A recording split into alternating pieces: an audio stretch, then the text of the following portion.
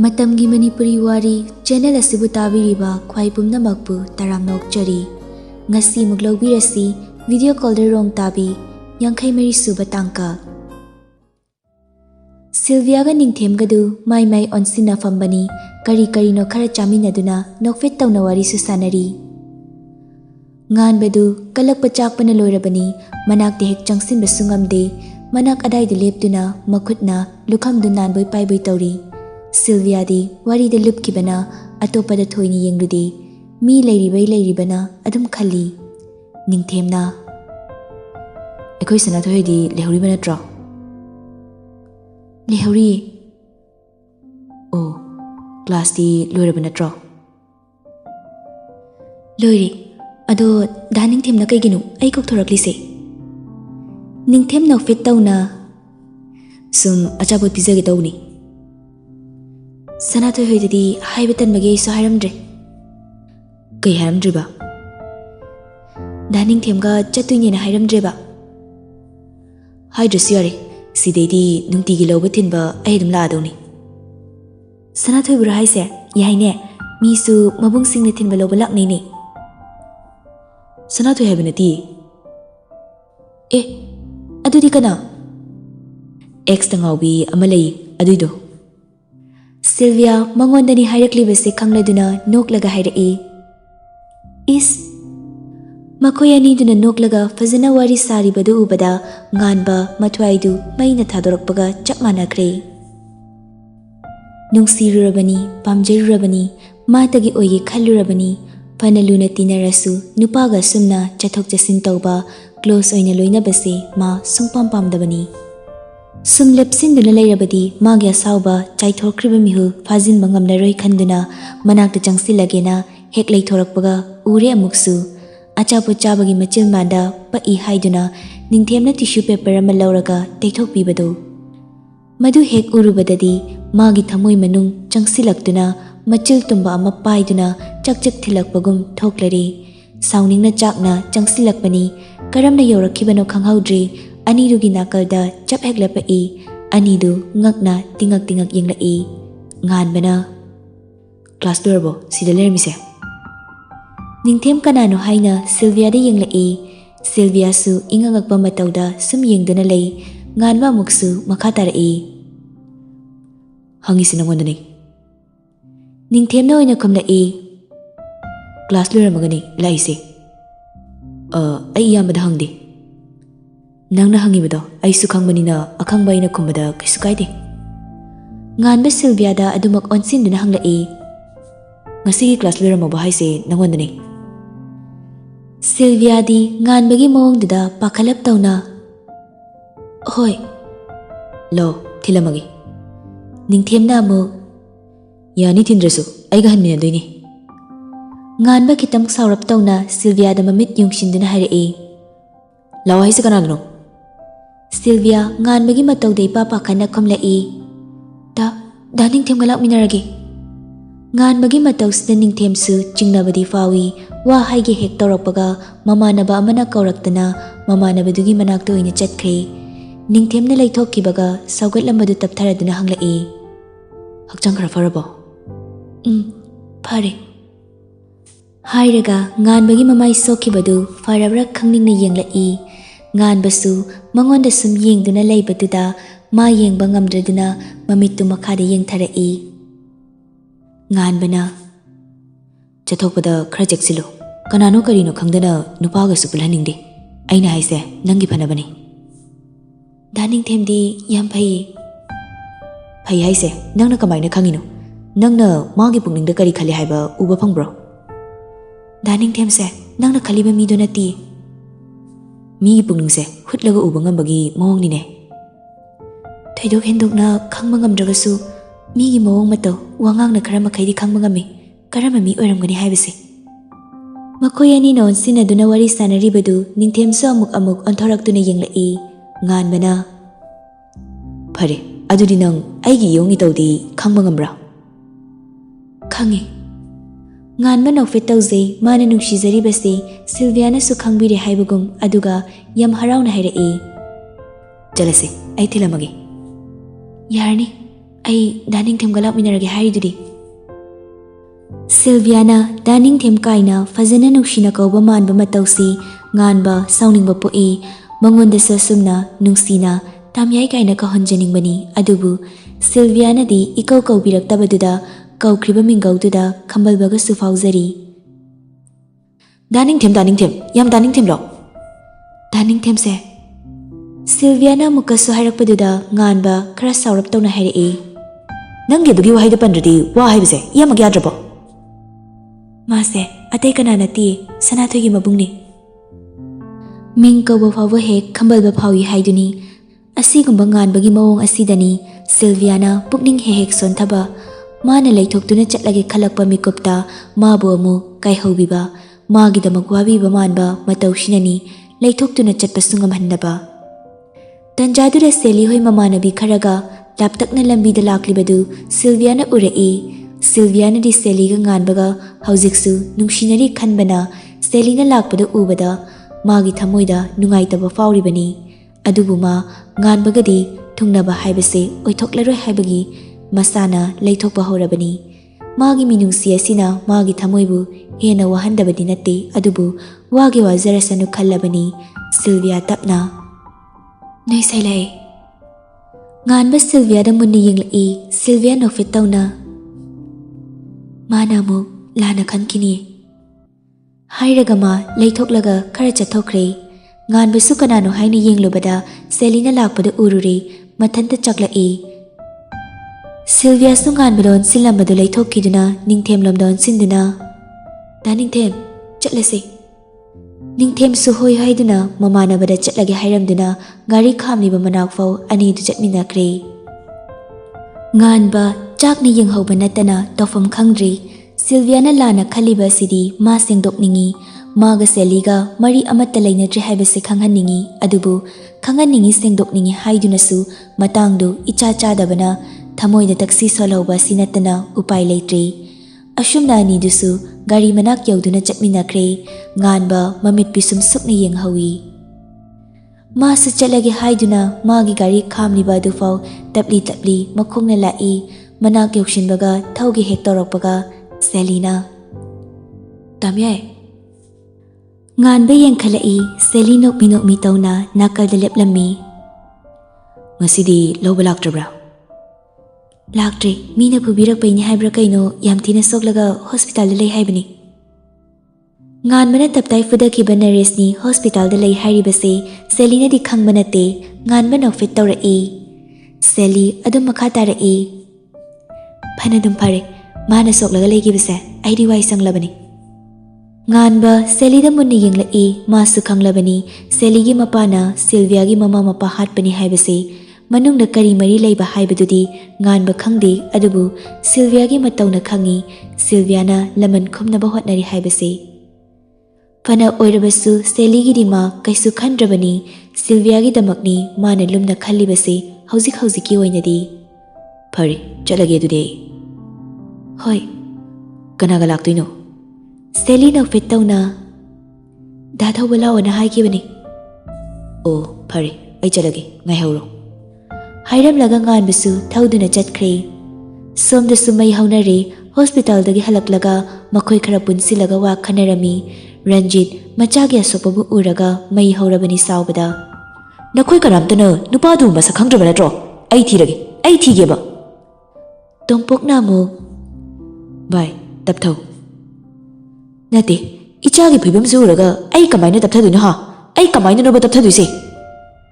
ꯅꯨꯄꯤ ꯃꯆꯥꯗꯨ ꯐꯥꯔꯒ ꯋꯥ ꯊꯣꯛꯀꯗꯕꯅꯤ꯫ ꯍꯧꯖꯤꯛꯃꯛ ꯑꯩ ꯃꯈꯣꯏꯕꯨ ꯑꯩꯒꯤ ꯈꯨꯠꯇ ꯇꯥꯕ ꯄꯥꯝꯃꯤ꯫ ꯀꯩꯒꯨꯝꯕ ꯉꯝꯗ꯭ꯔꯕ ꯑꯩ ꯏꯁꯥꯃꯛ ꯆꯠꯂꯒ ꯃꯈꯣꯏꯕꯨ ꯃꯐꯝꯁꯤꯗ ꯄꯨꯔꯛꯀꯅꯤ꯫ ꯑꯁꯨꯛ ꯂꯥꯏꯕ ꯊꯕꯛꯁꯤꯒꯤ ꯑꯩꯈꯣꯏꯅ ꯆꯠꯀꯗꯕ ꯅꯠꯇꯦ, ꯃꯈꯣꯏꯕꯨ ꯃꯐꯝꯁꯤꯗ ꯄꯨꯔꯛꯄ ꯍꯥꯏꯁꯦ ꯌꯥꯝ ꯂꯥꯏꯈ꯭ꯔꯕ ꯊꯕꯛꯅꯤ꯫ ꯃꯁꯤ ꯍꯥꯏꯔꯒ ꯇꯣꯝꯄꯣꯛꯅ ꯂꯩꯔꯤꯕ ꯑꯇꯣꯞꯄ ꯅꯨꯄꯥꯁꯤꯡꯗꯨꯗ ꯃꯈꯨꯠ ꯊꯤꯟꯗꯨꯅ ꯍꯥꯏꯔꯛꯏ꯫ ꯃꯈꯣꯏꯒꯤ ꯃꯊꯧꯅꯤ꯫ ꯔꯟꯖꯤꯠꯅ ꯑꯃꯨꯛ ꯃꯇꯝ ꯀꯨꯏꯅ ꯂꯧꯕ ꯄꯥꯝꯗꯦ ꯑꯩ꯫ ꯇꯣꯝꯄꯣꯛꯁꯨ ꯄꯥꯝꯗꯦ ꯍꯥꯏꯕꯒꯨꯝ ꯃꯈꯣꯏ ꯃꯁꯦꯜ ꯂꯣꯟꯁꯤꯟꯅꯗꯨꯅ ꯌꯥꯝ ꯀꯨꯞꯅ ꯋꯥꯔꯤ ꯁꯥꯟꯅꯈ꯭ꯔꯦ꯫ ꯅꯨꯄꯥꯁꯤꯡꯗꯨꯁꯨ ꯇꯣꯝꯄꯣꯛꯀ ꯔꯟꯖꯤꯠꯀꯅ ꯍꯥꯏꯔꯤꯕꯁꯤꯡꯗꯨ ꯍꯣꯏ ꯍꯥꯏꯅ ꯌꯥꯕꯒꯤ ꯃꯑꯣꯡꯗ ꯃꯀꯣꯛꯇꯨ ꯅꯣꯝꯃꯤ꯫ ꯑꯁꯨꯝꯅ ꯄꯨꯡꯈꯥꯏꯃꯨꯛ ꯃꯈꯣꯏꯅ ꯇꯧꯒꯗꯕꯁꯤꯡ ꯈꯟꯅꯕ ꯂꯣꯏꯔꯒ ꯅꯨꯄꯥꯁꯤꯡꯗꯨ ꯆꯠꯂꯣ ꯍꯥꯏꯅ ꯊꯥꯗꯣꯛꯈ꯭ꯔꯦ꯫ Ranjit sauna maya chiklaga mamit khana yengi lemna tharoi haibagi mawongda. Somnana Ningthemsu Sylvia thanamlaga chatlage haiduna tauri. Sylviana Ningthem wam ta haige. Hayo. Matungdadi sumaina ibu lawba lakanu thinbige su hairakanu. Kaige? Ningthem ai si tomna chatpa ngame aduga aikoi somdasu lakanu. Ngasagi nupaduna thingaira. Adugi wa nate. Aidi tomda laibani. Kaigumba aina Ningthembu sum toina chatminarabadi lekai minu raga lana khankini. Ningthembu mina lana laukibasu ai pamde. Ningthem mako kholaga murum soli. Pharamni mina uraga lana khanibu hairagadi nungtigi dum laki. Aina nungsi haiba ngamdragasu mina nungsinari male kaina khankibaduna penjaregidi. Ningthem kai hainu? Kemnate nangna thanta laibdo kini. Fattaba mina nangonda khudong chaba thirakani khanbagi senabiba lakpani. Yam la haningdragadi khara tapnamu nungtigi laki. Ningthem aigidi kaisu khalunuda kanasu kididai. Ado ngasai nupado kanano? Sylvia khumdi Ningthemna mukasu. Ngasai gido no extra.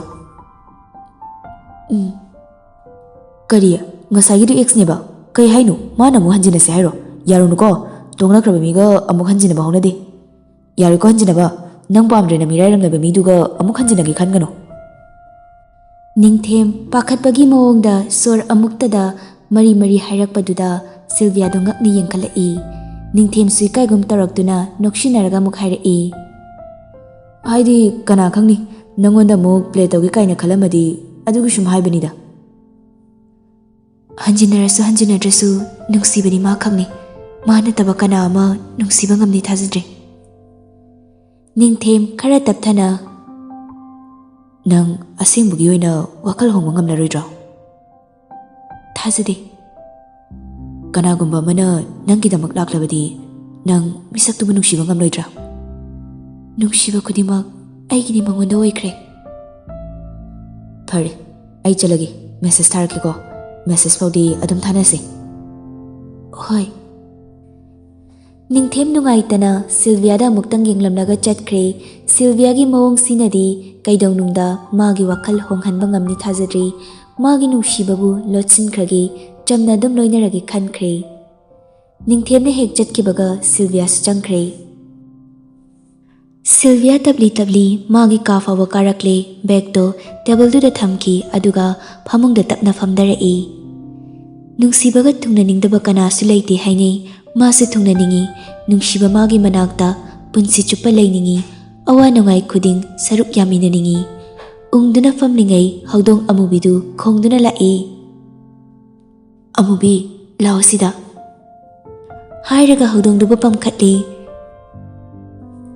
Numidangi matamni nganba chak charingai mamana ngangba haurai. Thoiba nangna handak numidang thengna halapisibu nate nangmu kadai da chatlinoba? Imana bo hoidane. Karino ne asuk thengla phaba namana bo hoidade kedau leiriba? Kem tawde sum leirini. Ngasi daidi ne thokanu nang tamo chawna chaibani numidang thengna halakpagi. Nahansu namai kairaga halakpado yam saubani ko thokpa yaroi ngasidagi. Maram laibaini ba miga phunarido maram laitana hekta phunaba yaba nate. Ho adubu kari maram noba? As ima hoina khangoi. Maram do laitana ba numidang thokpa yararoi. Thokure nganna hanjilakpagi wasu laite. Ahing nongai oidri phawda halakani khangde aikhoina somda pakhatpa. Nganba mamana chaibaga tade ngasaigi Sylviana Ningthemga chatminakiba du ningsinglai. Khoirang khoisaungarai mathanta proprok chaklai. Chaktu suru nairaga laikre. Nganbagi mataudu mataimana uraduna hairai. Kaidore thoiba? Nganba chaktu noina mataimada yengkhalai aduga hairai. Kaistaude charudana dude chaningdre. Kaigino imana wa haibiro? Nate. Matam sinaga matam mo oibane nangna thengna halapado kadaida kaidoramdoino haina pakhali.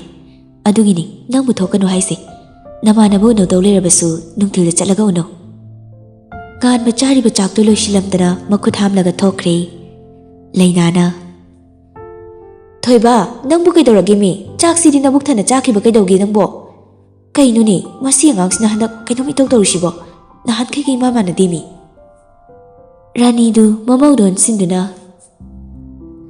ꯈꯪꯗꯦ ꯅꯪꯅ ꯈꯔ ꯍꯥꯏꯔꯒ ꯒ꯭ꯌꯥꯟ ꯇꯥꯍꯜꯂꯨꯀꯣ ꯅꯍꯥꯟꯁꯨ ꯃꯤꯒ ꯐꯨꯅꯔꯨꯕꯩꯅꯤ ꯃꯆꯤꯟꯕꯥꯟꯒ ꯇꯠꯂꯒ ꯂꯥꯛꯂꯤꯕꯗꯣ ꯅꯨꯃꯤꯠꯇꯨꯁꯨ ꯊꯦꯡꯅꯅꯤ ꯍꯜꯂꯛꯂꯤꯕꯗꯣ ꯐꯠꯇ ꯅꯨꯡꯗ ꯊꯣꯛꯇ꯭ꯔꯤꯉꯩꯗ ꯈꯔ ꯍꯥꯏꯌꯨ ꯅꯪꯅ ꯃꯥꯅ ꯊꯦꯡꯅ ꯍꯜꯂꯛꯂꯤꯁꯦ ꯀꯗꯥꯏꯗ ꯂꯩꯔꯤꯅꯣ ꯀꯩꯗꯧꯔꯤꯅꯣ ꯍꯥꯏꯕꯗꯨꯁꯨ ꯅꯪꯅ ꯍꯪꯗꯣꯔꯛꯑꯣ ꯍꯣꯏ ꯃꯥ ꯉꯥꯟꯕ ꯃꯥꯒꯤ ꯐꯃꯨꯡꯗ ꯃꯈꯣꯡ ꯌꯥꯟꯊꯅ ꯐꯝꯃꯤ ꯁꯤꯜꯚꯤꯌꯥꯅ ꯃꯥꯕꯨ ꯁꯦꯂꯤꯒ ꯍꯧꯖꯤꯛꯁꯨ ꯈꯪꯅꯩ ꯍꯥꯏꯅ ꯂꯥꯟꯅ ꯈꯟꯈꯤꯕꯗꯨꯒꯤ ꯋꯥꯈꯜ ꯑꯗꯨ ꯂꯩꯇꯥꯐꯝ ꯑꯃ ꯏꯈꯪ ꯈꯪꯂꯝꯗꯦ ꯃꯁꯥ ꯃꯇꯣꯝꯇ ꯄꯪꯁꯥꯎꯗ ꯁꯥꯎꯅꯤꯡꯕ ꯄꯣꯛꯆꯩ ꯃꯃꯥ ꯍꯣꯏꯅ ꯅꯨꯃꯤꯗꯥꯡ ꯊꯣꯛꯀꯅꯨ ꯍꯥꯏꯕ ꯑꯗꯨꯒꯤꯁꯨ ꯁꯥꯎꯅꯤꯡꯒꯨꯝ ꯇꯧꯏ ꯁꯤꯜꯚꯤꯌꯥꯗꯤ ꯃꯇꯣꯝꯇ ꯂꯩꯕꯅꯤꯅ ꯃꯥꯒꯤ ꯈꯟꯕꯗ ꯅꯨꯡꯉꯥꯏꯅ ꯂꯩꯇꯥꯅ ꯂꯩꯐꯝ ꯈꯪꯗꯦ ꯀꯔꯤ ꯀꯔꯤ ꯊꯣꯛꯂꯝꯒꯗ꯭ꯔꯥ ꯍꯥꯏꯅ ꯄꯥꯈꯠꯆꯩ ꯐꯣꯟꯗ ꯉꯥꯏꯍꯥꯛ ꯂꯩꯇ ꯄꯥꯎ ꯐꯥꯎꯅꯕꯁꯨ ꯅꯠꯇꯕꯅꯤna ꯃꯊ꯭ꯋꯥꯏ ꯑꯗꯨ ꯍꯦꯟꯅ ꯋꯥꯖꯕꯅꯤ ꯄꯥꯎ ꯐꯥꯎꯅꯕ ꯑꯣꯏꯔꯝꯂꯕꯗꯤ ꯈꯔꯗ ꯑꯣꯏꯔꯁꯨ ꯋꯥꯈꯜ ꯏꯪꯅ ꯂꯩꯖꯒꯗꯕꯗꯨ ꯐꯥꯎꯅꯗ꯭ꯔꯕꯅꯤna ꯏꯪꯊꯅ ꯂꯩꯕ ꯉꯝꯗ꯭ꯔꯤ ꯑꯁꯨꯝꯅ ꯅꯨꯃꯤꯠꯇꯨꯁꯨ ꯍꯧꯈ꯭ꯔꯦ ꯃꯊꯪꯒꯤ ꯅꯨꯃꯤꯠꯀꯤ ꯅꯨꯃꯤꯗꯥꯡ ꯋꯥꯏꯔꯝꯅꯤ ꯁꯤꯜꯚꯤꯌꯥ ꯀꯣꯂꯦꯖ ꯍꯜꯂꯛꯂꯒ ꯃꯈꯣꯏ ꯃꯅꯥꯛꯀꯤ ꯃꯧ ꯅꯍꯥ ꯑꯃꯅ ꯑꯃꯨꯛꯇ ꯂꯥꯛꯎ ꯍꯥꯏꯗꯨꯅ ꯃꯥ ꯆꯠꯂꯝꯃꯤ ꯏꯅꯝꯃꯧ ꯃꯧ ꯑꯗꯨ ꯌꯦꯅꯈꯥꯔꯣꯝꯗꯒꯤ ꯇꯍꯥ ꯇꯍꯥ ꯊꯣꯛꯂꯛꯏ ꯑꯗꯨꯒ ꯍꯥꯏꯔꯛꯏ ꯂꯥꯎ ꯀꯥꯈꯠꯂꯣ ꯐꯝꯃꯨ ꯂꯥꯎ ꯏꯅꯝꯃ ꯈꯨꯠꯁꯦ ꯑꯝꯇ ꯆꯥꯝꯊꯣꯔꯛꯈꯤꯒꯦ ꯀꯩ ꯂꯩꯔꯒꯦ ꯏꯅꯝꯃꯅ ꯑꯩ ꯂꯥꯛꯑꯣ ꯍꯥꯏꯗꯨꯕꯣ ꯋꯥꯔꯤ ꯑꯝꯇ ꯁꯥꯟꯅꯅꯤꯡꯕ ꯍꯥꯏꯅ ꯁꯨꯃꯥꯡ ꯃꯇꯣꯟꯗ ꯂꯩꯔꯤꯕ ꯏꯁꯤꯡ ꯕꯥꯜꯇꯤꯟ ꯃꯅꯨꯡꯗ ꯂꯨꯞꯁꯤꯟꯗꯨꯅ ꯃꯈꯨꯠ ꯆꯥꯝꯊꯣꯛꯏ ꯑꯗꯨꯒ ꯁꯦꯠꯂꯤꯕ ꯐꯅꯦꯛꯇꯨꯗ ꯇꯩꯊꯣꯛꯄ ꯀꯩꯑꯣꯏ ꯅꯥꯜꯂꯤ ꯂꯥꯛꯑꯣ ꯏꯔꯦꯟꯖꯅ ꯐꯝꯂꯒ ꯋꯥꯔꯤ ꯁꯥꯁꯤ ꯍꯥꯏꯗꯨꯅ ꯑꯅꯤꯃꯛ ꯃꯥꯡꯒꯣꯜ ꯀꯥꯔꯛꯇꯨꯅ ꯃꯣꯔꯥ ꯑꯃꯃꯝꯗ ꯅꯛꯅ ꯐꯝꯃꯤꯟꯅꯗꯨꯅ ꯋꯥꯔꯤ ꯁꯥꯔꯛꯏ ꯉꯁꯤꯗꯤ ꯏꯅꯝꯃ ꯋꯥ ꯑꯝꯇ ꯍꯥꯏꯒꯦ ꯅꯪꯒꯤ ꯐꯅꯕꯅꯤ ꯍꯥꯏꯗꯣꯏꯁꯦ ꯀꯩ ꯋꯥꯅꯣ ꯏꯅꯝꯃ ꯅꯪꯒꯤ ꯈꯪꯅꯕꯒ ꯂꯩꯕ꯭ꯔꯣ ꯂꯩꯇꯦꯗ ꯀꯩꯒꯤꯅꯣ ꯅꯪꯁꯨ ꯅꯊꯟꯇꯅꯤ ꯌꯨꯝꯗꯨꯗ ꯂꯩꯔꯤꯕ ꯅꯪꯕꯨ ꯃꯇꯝ ꯆꯨꯞꯄꯒꯤ ꯑꯣꯏꯅ ꯉꯥꯛꯄꯤ ꯁꯦꯟꯕꯤꯒꯗꯕ ꯃꯇꯤꯛ ꯆꯥꯕ ꯊꯧꯅꯥ ꯐꯕ ꯃꯕꯨꯛ ꯃꯄꯥꯎ ꯐꯕ ꯃꯤ ꯑꯃꯗꯤ ꯃꯊꯧ ꯇꯥꯅꯤ ꯇꯥꯗꯕꯁꯨ ꯌꯥꯔꯣꯏ ꯃꯔꯝꯗꯤ ꯅꯪ ꯅꯨꯄꯤꯅꯤ ꯌꯨꯝ ꯄꯥꯟꯕ ꯂꯨꯍꯣꯡꯕ ꯍꯥꯏꯕꯁꯦ ꯁꯨꯡꯁꯣꯏ ꯁꯣꯏꯗꯅ ꯄꯥꯡꯊꯣꯛꯇꯕ ꯌꯥꯗ꯭ꯔꯕ ꯊꯧ ꯑꯃ ꯑꯣꯏꯔꯤꯕꯅꯤ ꯑꯗꯨꯅ ꯅꯪꯒꯤ ꯌꯥꯏꯐꯅꯕ ꯑꯐꯕ ꯃꯤꯁꯛꯀ ꯂꯨꯍꯣꯡꯕ ꯍꯥꯏꯕꯁꯦ ꯅꯪꯒꯤ ꯄꯨꯟꯁꯤꯅ ꯏꯪꯅ ꯂꯩꯒꯗꯧꯔꯤꯕꯅꯤ ꯏꯅꯝꯃꯅ ꯍꯥꯏꯅꯤꯡꯕꯗꯤ ꯅꯪ ꯅꯨꯡꯁꯤꯅꯕꯁꯨ ꯂꯩꯇꯦ ꯍꯥꯏꯔꯕꯅꯤꯅ ꯅꯪꯒꯤꯗꯃꯛ ꯑꯐꯕ ꯅꯨꯄꯥ ꯑꯃ ꯂꯩꯔꯤ ꯅꯪꯕꯨꯁꯨ ꯉꯥꯏꯍꯥꯛ ꯂꯩꯇ ꯌꯦꯡꯁꯤꯟꯕꯤꯒꯗꯕ ꯃꯥꯒ ꯈꯪꯅꯔꯒꯦꯔꯣ ꯑꯩꯅ ꯅꯪꯒꯤ ꯃꯔꯝꯗ ꯋꯥꯔꯤ ꯁꯥꯈ꯭ꯔꯕꯅꯦ ꯁꯤꯜꯚꯤꯌꯥ ꯅꯣꯛꯐꯦꯠ ꯇꯧꯅ इनमा आई युम पालरोइदा है मधु हेक्ति याब्रने यादे यादे एकोइ म्याम लेरिसिदी नंगी लुहोंगबैदी कैसु खनु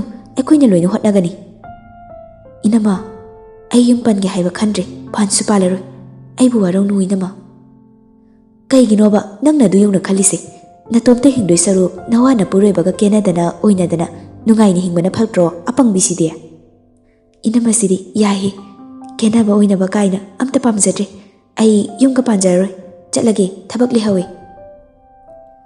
हाइरमलगा थोगलए मौ अदुसु लाहवी माने सिनबा यादबा यारोइ हाइना सिल्वियासु थौसादना अदुम थोगलए माना ख्वाइदगी साउनिंगबा पोकपा नुगाइजदबासी मीना माबु नुंसी पामी हाइरकपा सिनी मरमदी मासे मीगी ओइहनिंगदे मीगी ओइखिगद्रा पाखतपा पोकचै nganbagi natana ma kana amagi oihaningde nganbaga thungnadrabadi atopari yum paloi haibase magi lengdraba wakhalni aduga nganbaga thungnararoi haibasisu masana laujaba phirep amani asumna ihai hainingdana nungaita mayum yaushilakle phamungda ngahak hiptuna wakhal khali asumna numidang shoishilakle Sylvia wakal nungaite haiduna yu full thakrabani leitafam ama khangde haiduna lambirom da tholai masadu ihai hairabani thakkiba yugi ni sapan ba horabani nahan khaidi mayumda magi kada sum thakpani ngasidi mapan tholakle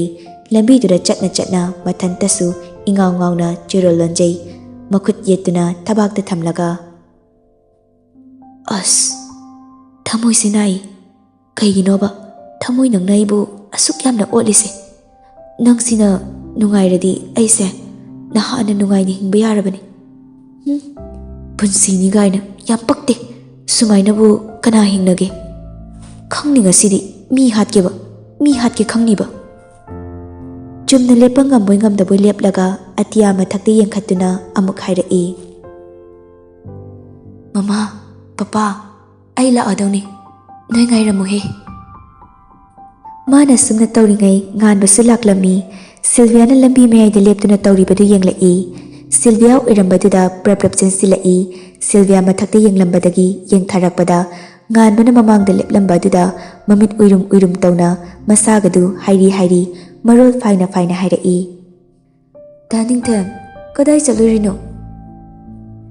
Mingaududa khara chaklap yenglai. Sylvia amuksu makha tana hairai. Sumaina aina lerambasida ngairaba ngakanu. Aidi yam fattabane. Hairaga nganbana leplibadudagi thaiduna chatke tawi adubu makhong adu thangba thokdraduna nganbada upsinduna tushili nganbasu tushilaklibadu ngaglai. Sylvia makut aniduna nganbagi machul banda paibui metpoi tawduna hairai. Nupa su lipstick sangnabra? Karam kandagi nupa na lipstick taiba honageba?